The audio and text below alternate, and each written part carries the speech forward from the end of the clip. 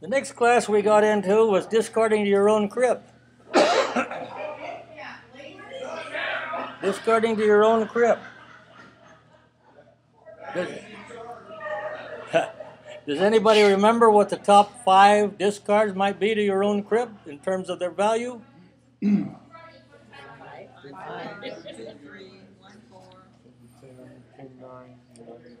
To yourself. To yourself. We're not there yet. So 5, 5. 2 fives, yeah. 2, 3. 2, 3. 5 jack. 5, 6. 5 king. 5, 10. What about 5 queen? We're going to get there, but it's a long ways down the list. It's next, 5 queen. Then 4, 5. Why is the 5 queen? I've had this discussion over the years with a lot of people. Why is the 5 queen not have quite as high an average as the 5, 10 or the 5 king? Because the opponent is more likely to throw a king or a 10. Exactly, or both of them. Exactly. And that's the difference. So these are not exactly the same, although the averages are close. There's a few hundredth points difference between. The 5 jack is obviously quite a ways ahead of the others. And why might that be? Yeah. And it's worth 1 extra point 25% of the time on average.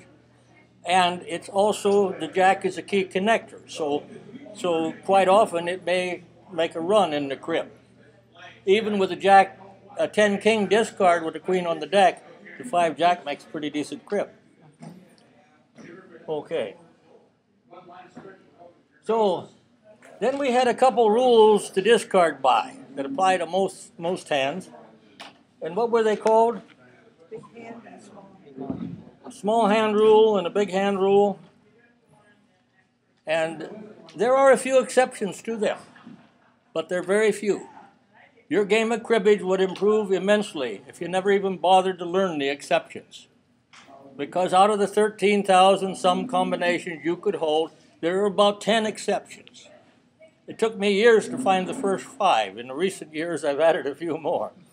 But there are a few exceptions. But again, you don't really need to know the exceptions.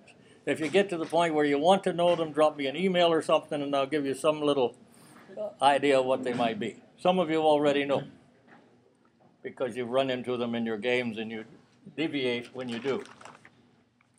Remember the nickels and dimes concept? What was that about?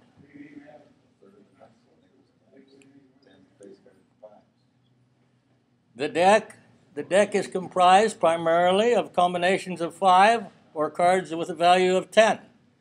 So we're looking at 5 couplet of 1, 4.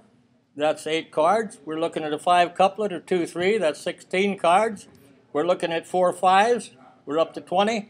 And we're looking at 4 10s, 4 jacks, 4 queens, 4 kings for another 16 cards. So 36 cards, 70% of the deck, are nickels and dimes.